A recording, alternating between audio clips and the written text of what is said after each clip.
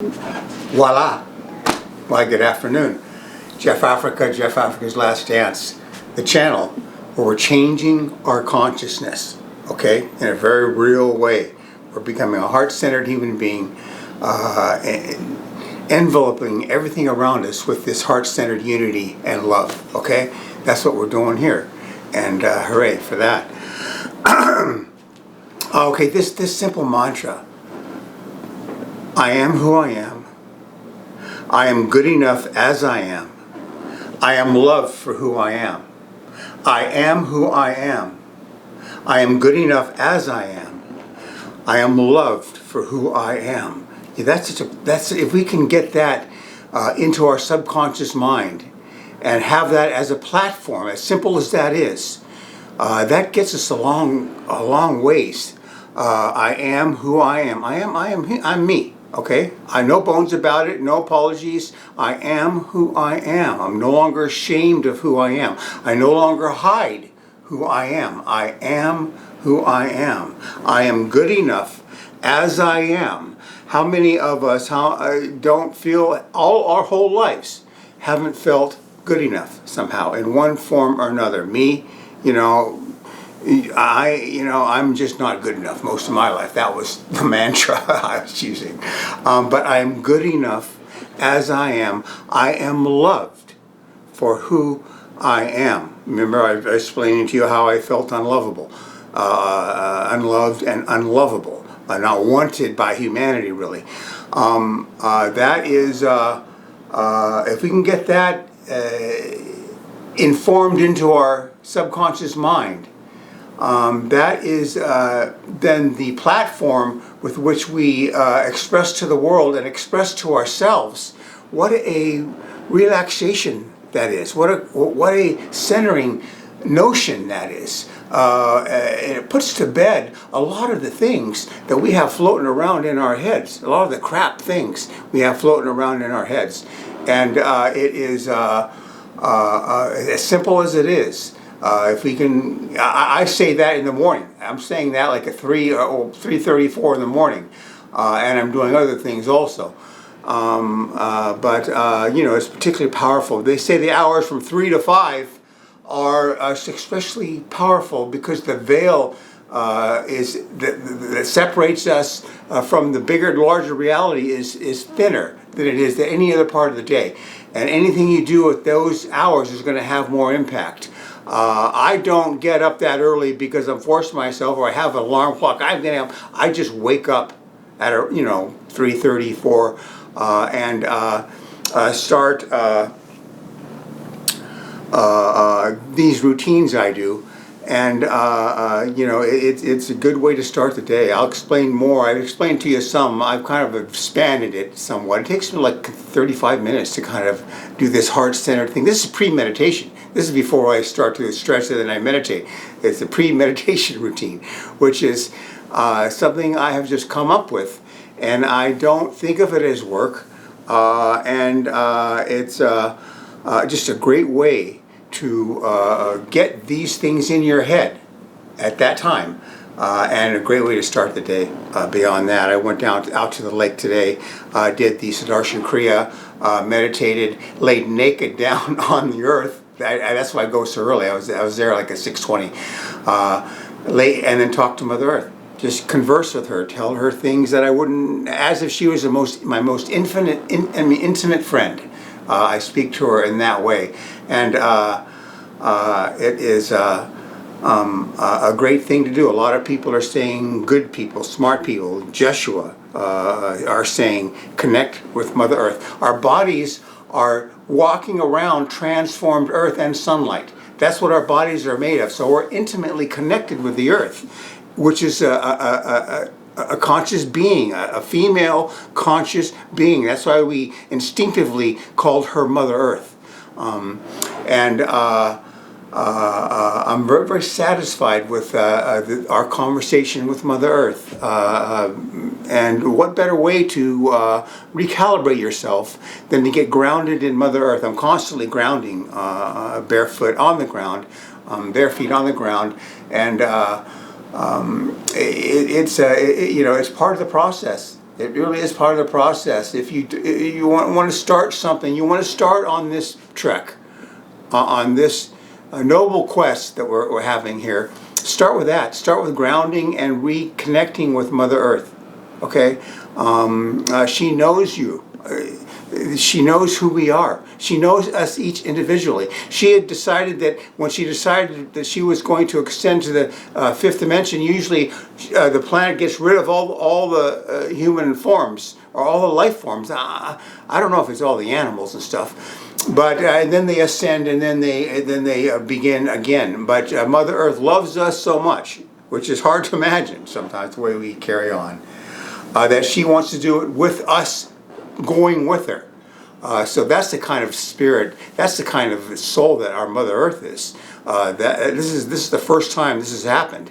So honoring that and loving her for it, and loving her as much as she loves us, is a potent tool in this recalibration of ourselves into a more authentic, tender, humble, loving, peaceful human being that we're going to become here. A different sort, a different program for us here. Another one I've been dealing with, as I cultivate the kingdom of heaven within. I am cultivating the kingdom of heaven within. I cultivate the kingdom of heaven within. I am cultivating the kingdom of heaven within. They say that that's the most pleasurable thing, the most profound pleasurable thing that we can do as a human body, is to uncover the kingdom of heaven within, the place, the space in us that Jesus was referring to. And it's not impossible to do. It's more and more possible because the energies and frequencies and codes around this earth right now are all geared for us getting that done. All we have to do is what seemed impossible even 100 years ago, let alone 1,000 years ago. It's not that it was impossible, that it just is a difficult thing. And it's not that hard right now. And if we begin on this trek, as well as others, you don't have to be listening to me and doing what I'm doing, but there are many people that are doing this in their own way. They say there's nothing like opening that door to the kingdom of heaven within. All right, it is extremely powerful, and it is the most pleasurable thing that we can do in a human body. Okay, it is the most profound, wonderful, pleasurable thing we can experience, getting to that kingdom door and opening that door and stepping in to the kingdom of heaven. Okay, that's what I'm about. That's what the beginning of the heart centeredness is all about. But that's it too. This is what we should be focused on. Okay, these are the things we need to do. Like I'm saying, all the trappings of the outer world are becoming less and less for me, because I'm getting more focused on bringing that light within me, getting it, that flame, that flickering flame, into a bigger light, and concentrating on that, and how that changes the reality in the room, and the tendency to go to the distractions is much less. That's what I learned on mushroom trips, really, is that on the other side, you wouldn't think of going to turn on that TV, because it seemed like it's such a fake, false thing, because your immediate moment, the present moment, is so alive, crackling and buzzing with life. You wouldn't think about watching TV. Eventually you kind of do, but it's just your moment. It's just so bristlingly alive that you want to stay right there. That's what, as we get into the kingdom of heaven, or an open heart, boredom is a thing of the past. We won't be bored anymore. Okay, we won't have to do things to avoid boredom. It's going to alleviate boredom, because the present moment, and our involvement in it is so crackling and so bristling with energy and life, that our sense of boredom is gone. Okay, that every moment is a moment of creation and a moment of divine experience. That how much, we tend to romanticize our youth, being young, especially when we get into the decrepit, older, areas where we lose ourselves completely. But I remember being bored a lot, as a youth, sitting around being bored. I didn't have the wherewithal to do something, get up and do something to alleviate that. But I remember being bored a lot. And as much as we want to fantasize about it and that, we all remember us being bored as painfully bored as a youth, which is odd. When we were little kids, we were never bored. 4, 5, 6, 7. Bored. We didn't know boredom back then, but we do learn boredom as we get into our teen years. And I always thought this isn't right. To be this bored in life isn't correct. There's something wrong with this sense of boredom, and we shouldn't have to be doing a lot of things to avoid it. Why are we bored? Why is this consciousness boring? It's really a boring consciousness is what the issue is. So we want to fantasize about that, but the whole idea of not being bored anymore, that's when you're really stepping into life. God doesn't want us to be bored. God didn't plan for us to be bored. It just sort of happened. And consciousness development, spiritual growth is how we alleviate boredom. Okay, it's that simple. Okay, quickly, let's go over the Lazy Man Guide to Enlightenment. A few of the things I thought of. I'm just thinking of all these things. That's why I read it 6 times. All the things I gave you last time, and these here, I just remember because I read it 4, 5, or 6 times. What he said also was this: when we think of fear, when we're in fear, we think that's a sign of us to withdraw. But fear is a sign that we've withdrawn too much already. Okay, that's what he says. So when we're fearful, we tend to want to just withdraw and pull back. But when we're fearful, you step forward and you communicate. Okay, you tell people around you where you're at, or you embolden the fear. You bold your way through the fear, because we've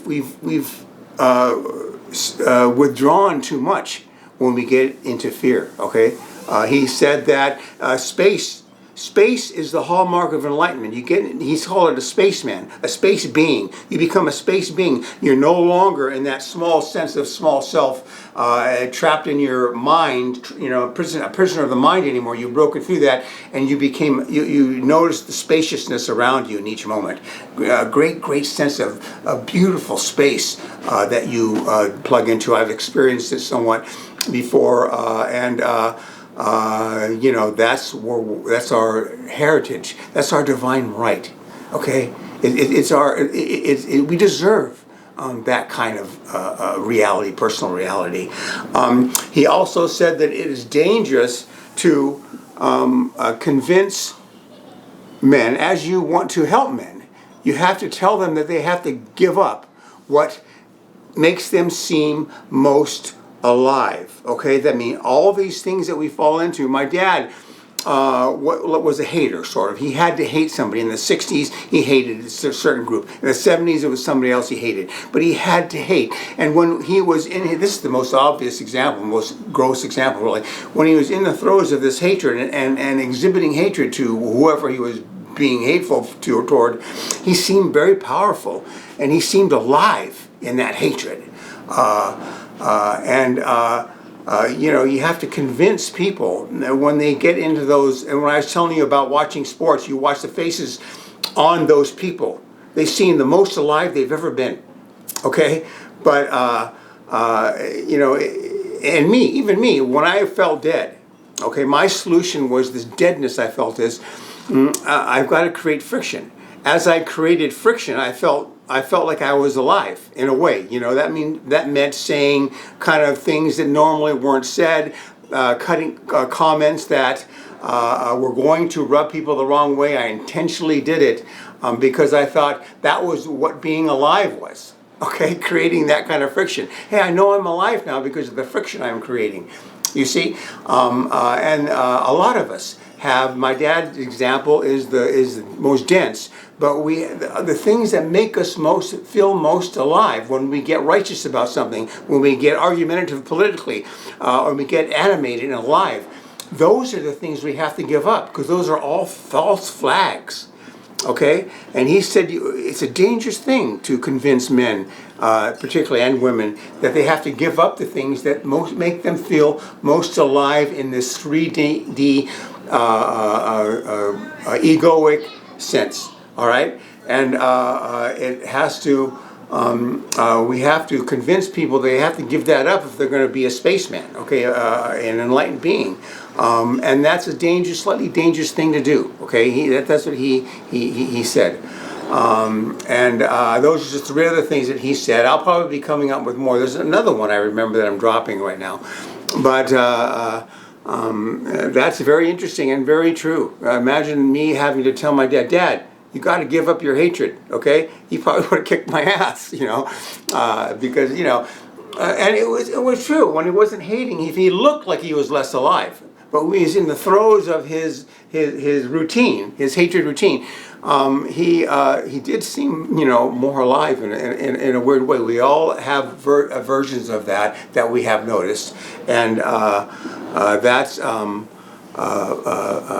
something that we have to consider, we have to understand that calmness, peace, and love and tenderness, that's where life is, not in these animated things we get into that we think are us being most alive, when they aren't really, especially because we're out of that bored mind state, but we've gone the wrong direction, essentially. You got that? Okay, now we're talking about women's yin energies, and how in the birth of the divine feminine, that is coming. Because we've been living in a world that has been divine feminine suppressed, or femininity generally speaking, but divine feminine overarchingly suppressed. And I was commenting on women in sports, and I was saying that is,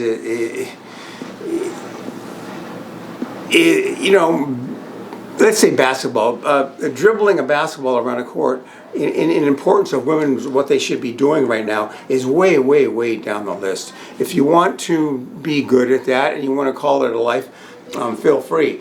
But that's way down the list in as far as what women have to be doing, as far as the rebirth of the feminine, the divine feminine on this earth. And if you want to get a good example of what I'm talking about, there's this girl on YouTube, Asia Suler, Asisuler. And if you want to get a good idea of what the birth of divine feminine is, check her out. Go and number one, look at the categories she's addressing. The magic of this world, the magic in water. I'm forgetting them now, but look at the way she is addressing herself, and look at her demeanor. That is what the birth of divine feminine is, okay? Now, Asia Suler is doing what she is doing. The women that play sports may be a little bit more of a warrior feminine, okay? They may have a sort of a more of a, the whole sports thing is an expression of their warrior spirit in the feminine way. And okay, that's fine. But what I'm saying is that if that's all you do, competitive sports, and you don't do some of the things our friend Asia Suler is doing, take a good look at that. That's what the birth of the divine feminine looks like. There's more power in what Asia Suler is doing than what the famous women in sports have done. Okay, there's more power there. We don't think of it that way because we're living in a 3D competitive separate world. Okay, but there's much more power in the quiet elegance that Asia Suler represents than the women playing bloody sports. You know what I mean? And what I'm saying is this: if you are doing sports in lieu of doing some of the things that Asia Suler is representing, take a good look. I know other women too. We'll bring them up as we go along. But she is particularly good. I just came across my page one time, my homepage, and check her out, because she is what the birth of the divine feminine is all about. Okay, Asia Suler, and you want a good example of what I'm trying to say here, that the birth of the divine feminine on this earth right now, which is in the middle of it, we're here. It doesn't mean necessarily being a corporate killer or a great sports athlete. It's more subtle than that, and the yin energies are more subtle than that, and they're more loving than that, and they just take a good, and then compare Asia Suler to the feminists. You know what I mean? The blessed, the God-blessed feminists we have going along in this world right now, and there's no comparison. Okay, the feminists, a lot of them, not all of them, are coming from the mental, intellectual aspect, and they are aggressive, and they tune you off. And I don't mean in a good way. I mean, sometimes people that have a message are going to turn some people off initially. But they'll eventually warm up to it. But women, feminine women who hate men and all that whole diatribe they go through, that is less powerful than the what would seem like the subtler yin examples that are showing themselves on all over the social. I don't even want to say social media, but at least on YouTube, it's more powerful. What Asia Suler is doing than and more loving and more. When I listen to her, I get that what femininity is supposed to be. When you listen to Asia Suler, it's God, babe, this is fantastic. You get the healing nature of the feminine yin energy, and when you're listening to a intellectually involved feminist these days, how coarse it is, and how kind of, oh come on, please just stop, just shut up and stop. Some of that stuff, not all of it, but some of it. Okay, you want to know what the birth of the divine feminine is? Check out Asia Suler. Okay, Suler. It is really quite something. And this was going to be a review, but I'm going to probably cut this short and then do the last review next video. But I brought up Breathe with Sandy. Okay, you want to get along in these in this road here, in this methods here. Check out Breathe with Sandy. Okay, he has some nice breathing techniques. Start slow. Take the ones that seem to be a little bit geared for your level of advancement, and get familiar with what breathing can do for you, which is really amazing when you get there. We were talking about, that's what I'm talking about, the Snow White. Remember the Snow White Cinderella stories, books written, and then with that, how it pertains to the purity of a feminine energy and divine feminine energy. Asia Suler kind of is almost like Snow White, for God's sake. I'm not kidding. But she,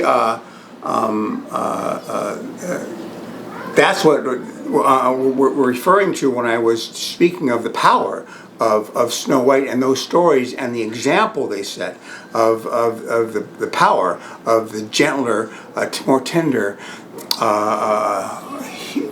humble, feminine energies that are much more powerful than we realize. We think the most, we think kicking ass on a court is powerful, but it isn't. It's way down the ladder of importance right now for what women should be doing. And I'm saying don't go all whole hog and that sort of stuff, because it is not everything that it seems to be. Because the social conscious illusion. Social illusion complex makes it seem more than it truly is. It's just bouncing a ball around a court or kicking a ball on a field. fine, but don't make more of it than it really is. Remember, people crossing you. Anybody that crosses you does something you don't think they should do, does something rude, or does something inconsiderate, or does something that's reeking with a low vibe and low value. It presents you with an opportunity to expand your sense of love, to expand your sense of centeredness, and not to bite back. Even if you don't do it verbally, even if you do it in your own head, just calmly be able to absorb that, take responsibility for it, and that teaches you to expand what you think your love could reach. Okay, how far your love can reach. Okay, and it's amazing what can happen if you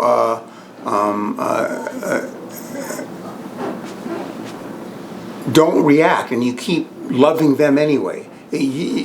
That could eventually solve the whole issue, just in an energetic sense, in ways that they don't even understand. They may say, yeah, they may. It's an interesting experience with Leo. I'm talking about Leo now. I've explained this to you before. It's just interesting as an individual to watch that track. Okay, at first it was, oh, hi, Jeff, he's all, it makes you feel good. You know what I mean? Now he looks at me, it's fear. Okay, he looks at me as a something to be fearful over, and it's interesting to see what that does to me. Or what does that process do to me? And to be able to look at that, on the one hand, him being that way, open and friendly and wanting to connect, and then on the other hand, shutting me down completely. I mean, when I go by that kid, it's like he's freaked out by me. He's totally freaked out. And then how do I deal with that? You see, how do I deal with that illusion? It's an illusion that that people, whether they really, really like you, or they all of a sudden they don't like you anymore because of something going on. It's interesting to go through that process. It allows you a way to center yourself, even though things aren't going all the way they should. Okay, it helps you, strengthens you in not taking that too seriously either way. What my lesson of humans all along has been, in human beings anyway, is whether they're loving you on the one hand or despising you on the other hand, it doesn't make much difference. It doesn't. They're both in a way equally far from God, really, because humans, when they adore you and they idolize you or whatever, it's not real in a sense. Okay, they don't know what they're doing really, especially if they hear or something happens, or they hear a rumor, or they hear this or that, and they now they despise you when they once loved you or adored you or idolized you. It doesn't really make a difference one way or the other, as far as I'm concerned. Really, it doesn't, and they're both equally stupid in a certain way, the way humans carry on with themselves. Then we went over the 9 letters. 9 letters are extremely powerful things, and the negatives that he has brought up, we have to take a good look at those, and we have to move those out of our consciousness if we're going to make progress in where we want to go here. Okay, and I'm recommending go through and listen to the 9 letters of Jesus Christ. There's some powerful stuff there, and you get a little insight on how things were back then, which is always a curiosity, and you get a first-hand account of how that whole thing went down, and it's fascinating in that sense. And the lessons he has, and the spiritual ring and power that it has, is unmistakable, and it's a good thing to get familiar with. And I'm every time I meditate, I'm doing that little thing he'll give you. You'll learn it. I can even recite it for you right now, but I will do that. And it has changed my meditation. It's a little bit deeper these days. So the 9 letters of Christ are quite something. and I'm recommending them to you. We're going to end this right here. Okay, holy shit. We're going to end this right here. Because I have more on the review. I'm going to go over the Frankenstein video that was very interesting.